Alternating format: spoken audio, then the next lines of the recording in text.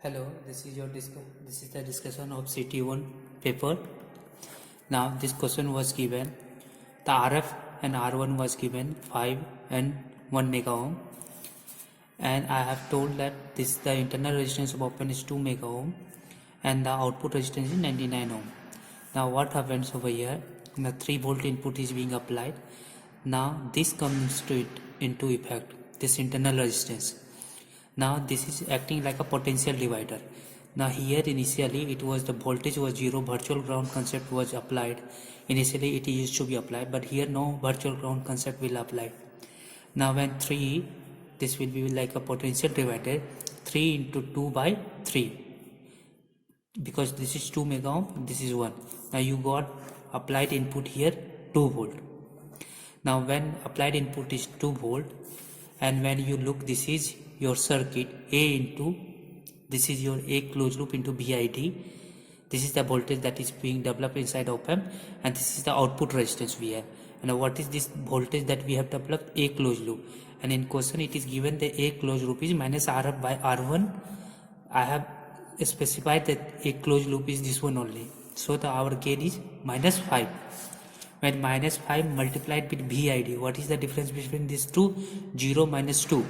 0 minus 2 will give me minus 2, and minus this will be minus 2, and 5 into minus 2 is going to give me minus 10 volt over here. Output will be minus 10 volt. Now when minus 10 volt is being applied to this internal output resistance of 99 ohm, and the load that I have connected is of 1 ohm. Now minus 10 again will be acting between 99 ohm and 1 ohm. There will be again potential divider circuit. When there will be a potential division, then what you are going to get? Minus 10 into 1 by 99 plus 1. Now you are going to get V0 is equal to minus 0.1 volt. So this is the answer of your first question. Now going to second question. This is the angular frequency I have given 1256 and after that 50 Hertz. Now if you take find the frequency 2 pi f, f will be 1256 50 by 6.28. Now you are going to get the frequency as 20 followed by 6 zeros. When this is the frequency you got, now how to get time period of that signal? Time period will be 1 by f.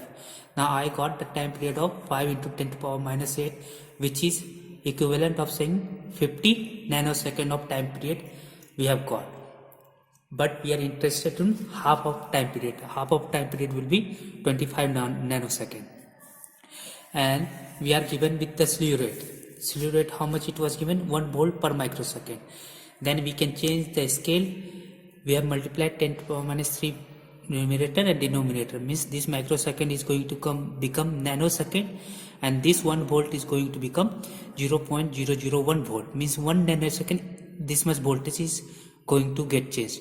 And our applied signal is what? 12.5 volt, and the T1 is 25 nanosecond and T off is 25 nanosecond.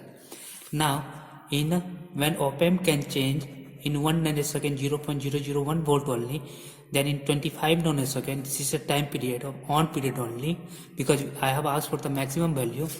In 25 nanosecond it will change around 25 into 0.001 volt.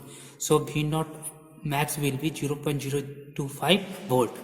Now while going to third question, if I go to third question, this is the amplitude that has been applied, and this is your sinusoidal has been applied to half wave rectifier. But you see the amplitude of this signal is very small.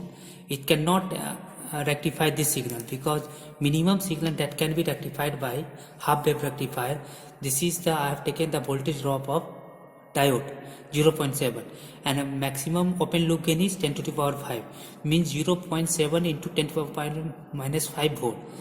Lesser than this signal, half wave, even precision half wave rectifier cannot rectify this signal. That is why the output voltage will be 0, because it cannot, this value cannot pass through your diode.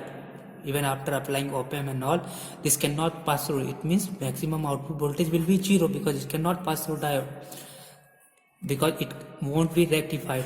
Now In question number 4, it was easy question. Most of you got 3 marks. It was 120 microvolt signal that was being applied, and the gain was 10 to the power 5, and the output, it was inverting, I think. For inverting, the output was minus 12, and it was going to get saturated to minus 10 volt, because the op amp was by with plus 10 and minus 10. So minus 10 was the correct answer. So this is all about the discussion of CT1.